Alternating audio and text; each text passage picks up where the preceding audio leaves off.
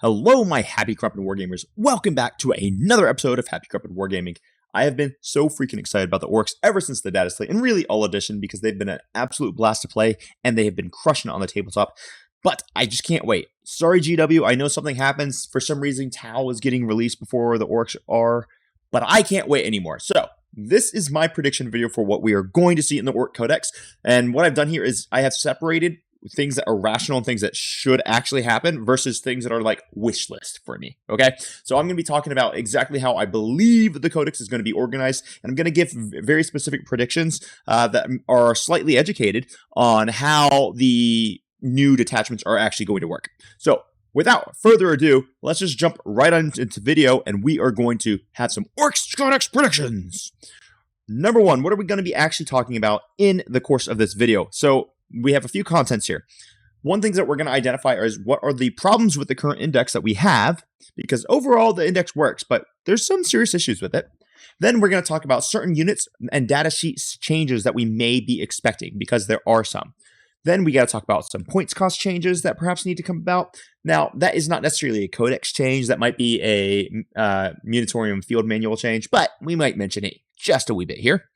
Then I'm going to talk about the individual detachments and the army rule changes. So we're going to go through all this and maybe even a kiss bit more later today. If you like this content, please hit the like button and give me a subscription if I have earned it today. All right, let's jump into the video. What are the current problems with our index right now? Well, one of the big issues that I've noticed is that we actually had a lot of rules disappear for the Orks going forward into the new edition. For example, 9th edition, the entire codex had a -1 damage on vehicles when the strength was under 8, and that was just standard.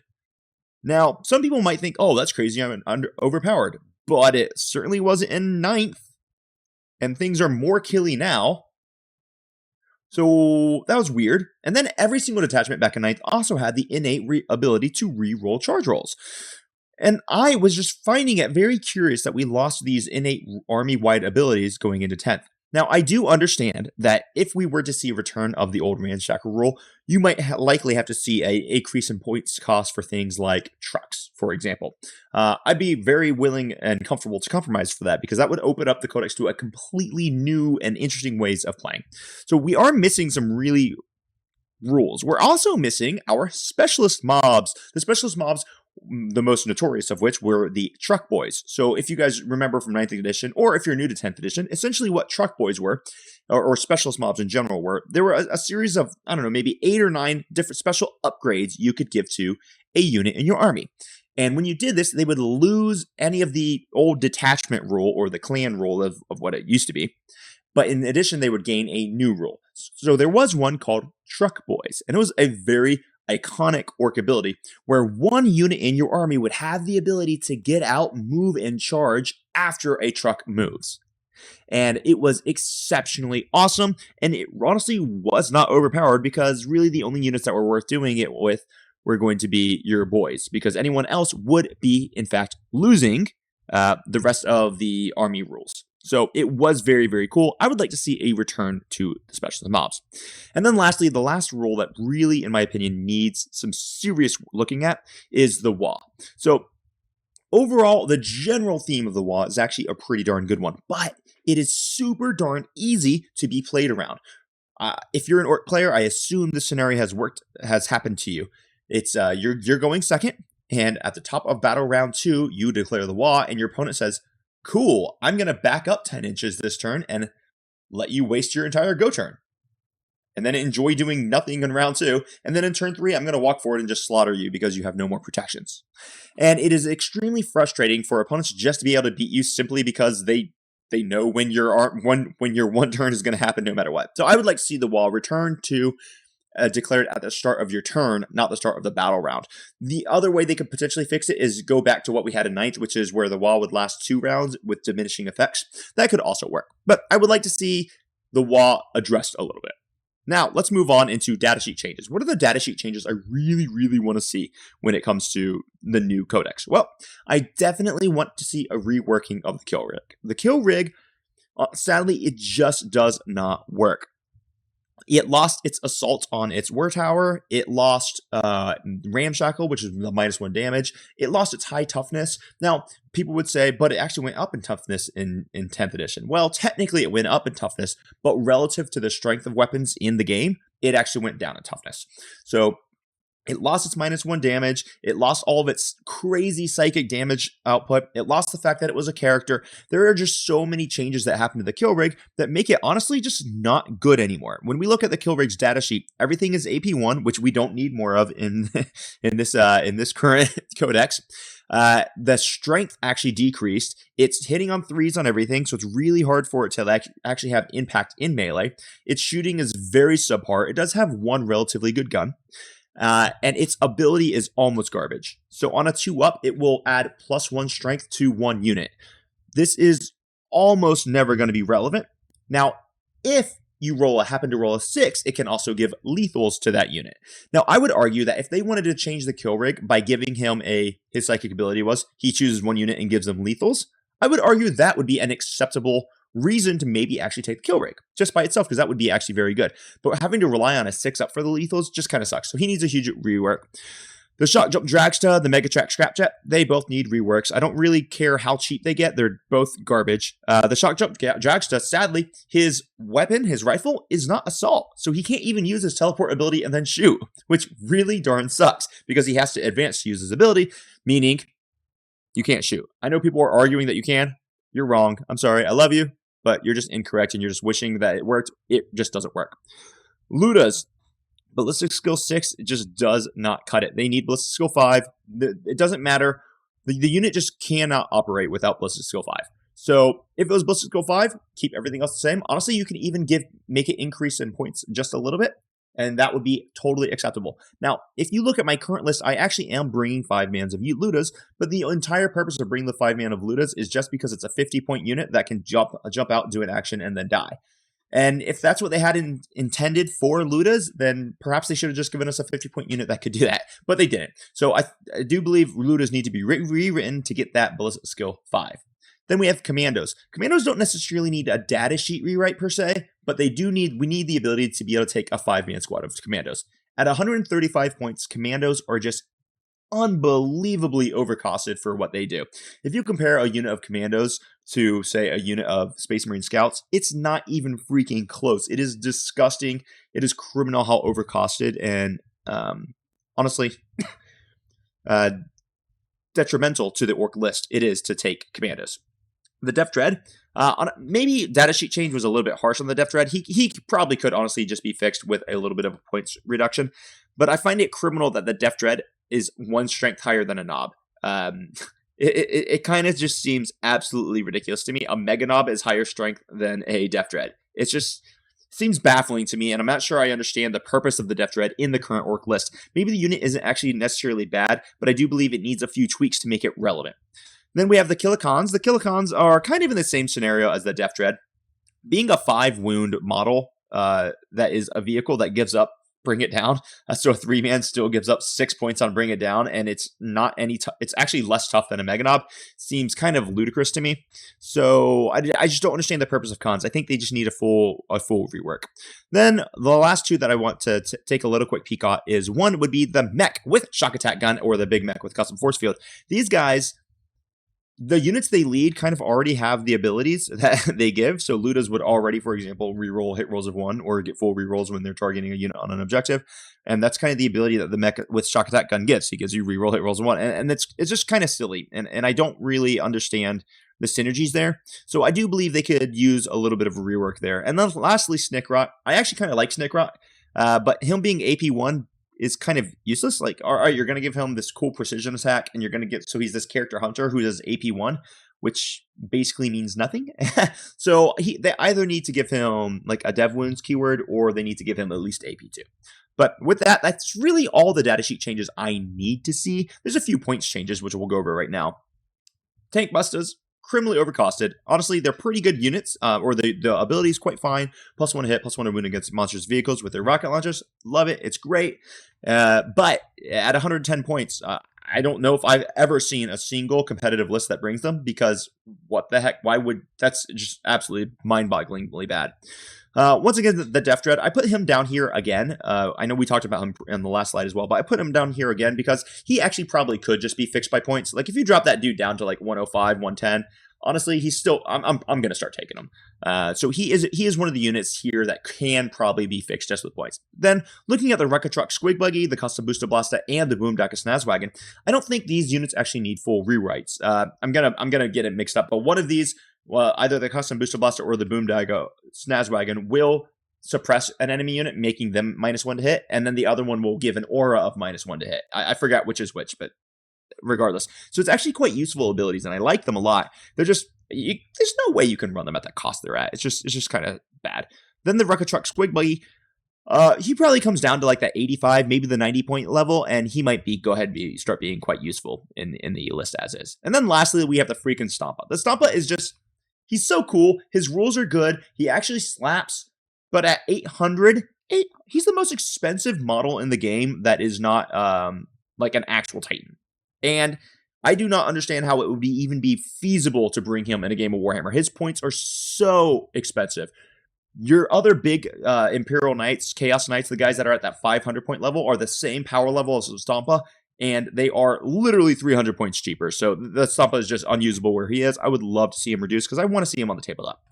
This is a wish list for me. This is not something I expect to happen. I just wanted to throw it out there. I hate Gaz in 10th edition, and I love Gaz, the character of Gaz Thraga. I despise what they've done to him. The fact that he has to be leading Meganobs to benefit from any of his abilities. The fact that he doesn't operate like a faction leader anymore. Like, why does Abaddon get to give a rerolls, but Gazgul doesn't get to do anything for his army? He doesn't even increase the power of the wall anymore. So I don't understand Gaz. I think he just is a bad choice. I know there are some lists out there that are using him to some success. I think mainly in teams, he's probably actually a lot better. Don't come at me with, oh, Sean Naden did good with him. I know Sean Naden did good with him. Sean Naden would do great with a rubber spoon at a Warhammer tournament, okay? Gazgul sucks. I really desperately want to see him return to his 9th edition glory, where he was the Dreadnought body who walked up the battlefield, gave an aura of rerolls to the rest of the army. So that would be my wish list for Gaz. I don't actually expect that to happen, but I would be ecstatic. I would be through the moon if I did. Now, let's get into the individual actual detachments, and I'm really excited to talk about these. So this is one of the detachments that didn't exist in 9th edition, but I think it should. So we're going to call it the Dreadwall. What would be the detachment rule? I'm going to give them 9th edition Ramshackle. So in this detachment, you're not going to get sustained hits, so it's not Wa Tribe, but in this one, I can actually see this being a real detachment that GW gives us. All of your vehicles and monsters will get -1 damage against weaponry that is under a certain strength. And that strength could be 9, it could be 10. I don't know what the strength is, but it's going to take -1 to the strength of the weaponry. 9 probably seems like a pretty good breakpoint. And that will dramatically increase the survivability of these units. And that is going to be counteracted by the fact that since you're not in the Wa Tribe, you're not getting sustained hits. So you're also dealing a lot less damage. So it would be a general focus on your walkers, your cons, your Death Dreads, mechs, etc., stuff like that. A example of an enhancement that you could give to this unit or to this detachment would be a mech gets to give +1 to hit to the vehicle unit, not the vehicle model. This is a way that we could actually see cons or death copters become very, very relevant because suddenly the entire unit gets +1 to hit, and currently it's only a single model, which makes it kind of useless into those vehicle units that are usable by orcs. And then a cool stratagem that I was thinking about would be one. I got to like two kind of examples, two thoughts here. One, I would be thinking of old ramming speed stratagem. If you guys don't know ramming speed, it was an amazing stratagem that the orcs had in the last edition, where you would have one unit and they could roll 3d6 for their charge. It was so cool. It would allow for a fairly reliable deep strike strategic reserve charge. And if you were successful, then you would cause D3 mortal wounds on a 2-up or something like that. It was a iconic and very, very useful, powerful stratagem that people would actually have to play around, but it was not overpowered. It didn't break the game. It just gave orcs an interesting option that other people did not have. And there's another option that we could see is we could see giving them something similar to what the Chaos Knights have in form of the Knights of Shade. This would allow the walkers to Kool-Aid Man straight through a building or through an enemy unit or something. So they get to ignore terrain using this CP. People think it sounds overpowered. It's fine in Chaos Knights. It's not broken in Chaos Knights. Why would it be broken in Orcs? All right, moving on. let's talk about another detachment, and this is going to be a fan favorite returning. This would be the Speed Freaks. It's all but assured we will have a Speed Freaks detachment. We're not entirely certain exactly how it's going to operate, but I'm thinking it's going to be somewhere along the lines of this. You're going to give the entire army advance and fallback and shoot, right? So that doesn't mean advance and charge, but the entire army can always advance, fall back, and shoot. And I also believe that something similar to last edition where they were able to get +1 to move would be a very, very interesting mechanism for the army. So the focus here would be buggies, trucks, the battle wagon, stuff like that.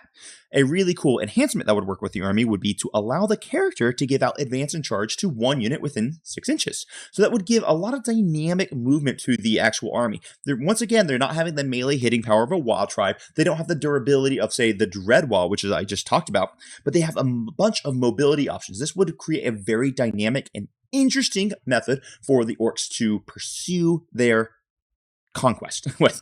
And then lastly, a stratagem that I believe would be very, very fascinating in this particular detachment would be one orc unit gains sustained hits 1 against 1 target. Or I'm sorry, orc vehicle units gain sustained hits 1 against 1 target. So essentially you would spend this stratagem, it would be 1 or 2 CP, I'm not entirely certain which, on an enemy unit, and then all the enemy you spend it on one enemy unit, and then all orc vehicles who target that specific unit get sustained hits 1.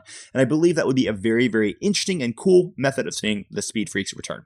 Let's talk about the Wa tribe. So this is the one that we currently have in the index, and honestly, I'm basically not going to change anything because I think it's pretty well made. I would, however, return the +1 strength to units that charge that we had in last edition with the Goth tribe.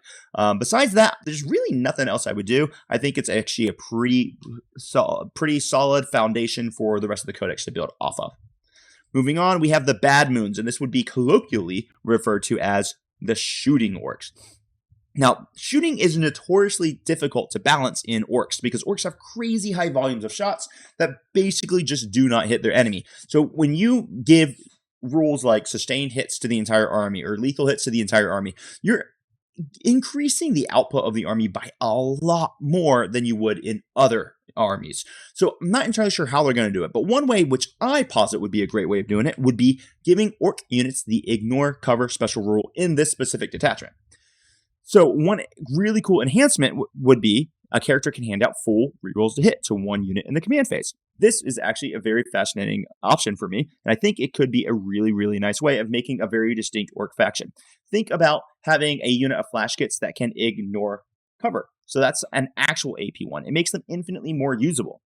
And it also allows your flash kits to potentially be usable without having to require bad ruck, seeing as we no longer know if we have bad ruck. That could be a very, very cool way of running the orcs. And one stratagem that you could do is this unit applies lethal hits to ranged weapons for the remainder of the phase. So this would be a very interesting shooting detachment. I think I can immediately think of several builds that would work really, really well. Let's talk about the snake bites. And we've got actually just 3 more that we're going to go through and we'll wrap it up for today. So the snake bites are going to be the orc army of the beast snag. It's where all the beast snaggers come from. They love the old ways, the old culture. And one very cool, interesting concept of how the snake bites would work in 10th edition is not all that different from in 9th edition. However, in 10th edition's context, it's actually quite good. So, army rule. Army-wide, everything in the army gets -1 to be wounded if the enemy's strength is higher than your toughness. Effectively meaning you're not going to be wounded on better than a 3-up. So I believe this is a very strong ability, and it is good to counteract the fact that they lose a lot of the killing potential that they would have had in, say, the Wa tribe, but you become a much more defensible army, and I think it will add a lot of interesting flavor and character to this specific style of building orcs. And a potential enhancement that could be here is aura of +1 to advance and charge from the model. So this model, you get an aura of +1 to advance and charge. Think of putting that on, say, like a Beast Boss and Squigosaur, which would be like the iconic unit of the snake bites. So he gives reroll charges, but he also gives +1 to advance and charge in the aura. I think it's really allows for some very cool synergies that could happen with this specific detachment in mind. Then an interesting stratagem would be +1 to wound against monster vehicle units. Seeing as the snake bites are monster hunters, those are the beast snaggers. I think this works really, really well, and it could lead to some very interesting plays for the orcs. 2 more to go. We have the Death Skulls. This was a fan favorite from last edition. I never really jived with them, but that's okay.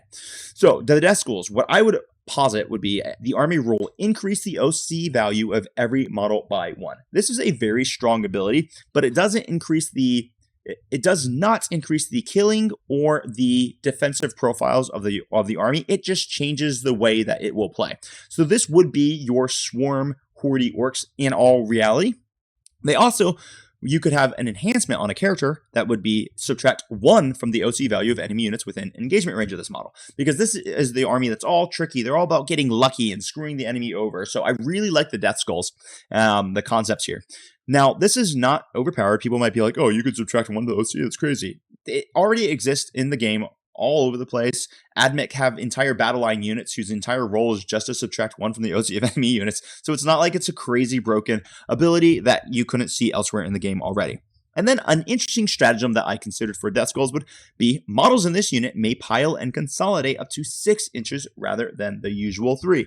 Now, this particular type of stratagem could be applied to multiple different cultures, or multiple different detachments, but I believe in Death Skulls it offers a very interesting ability to help you with the stealing objective control, which would be the primary focus of the Death Skulls. Lastly, let's talk about it. This is the one I would be most excited about in an Ork Codex, the Blood Axes. Now, how would we actually make the Blood Axes a very distinct and interesting army or detachment for the Ork Codex? Well, one way we could do it is it could be similar to Space Marines Vanguard, where your army is going to gain the benefit of cover and stealth when 6 or 12 inches away, 12 or more inches away from the enemy. This would give the orcs the ability to be a little bit more reckless with their deployment, and it can kind of screw up the enemy's supposed damage output in the shooting phase. Now, an enhancement could be when your unit is receiving the benefits of cover, improve the armor save by 1. So this would be a very similar thing to what commandos used to have in 9th edition, where they would basically get +2 to their armor save for cover. So this is actually a very interesting concept to me, and I think it could apply very fascinatingly to units such as your commandos in this edition, or your knobs, or really anything, actually. Anything that has a leader. Perhaps you would actually start running leaders with warbikers in this situation. And then lastly, a cool stratagem that would work for the Blood Axes would be when enemy unit ends a normal, advance, or fallback, you may, within 9 inches of you, you may move 6 inches. We see this type of thing all over the place within the game as a whole. So this is something that would not be super out of place, and I do not see it breaking anything, just allowing orcs to have the same tricks as other armies. Guys, this was my Codex prediction. I am very fascinated to see how close I'm going to be when the Codex actually does release, and you better believe I'm going to hold a full Codex review. I might even do a live stream of it for you guys. So hopefully this was good for you guys. I hope you understood my perspective, and until next time, I will catch you. Happy crumping, all you beautiful freaking wargamers. Bye-bye.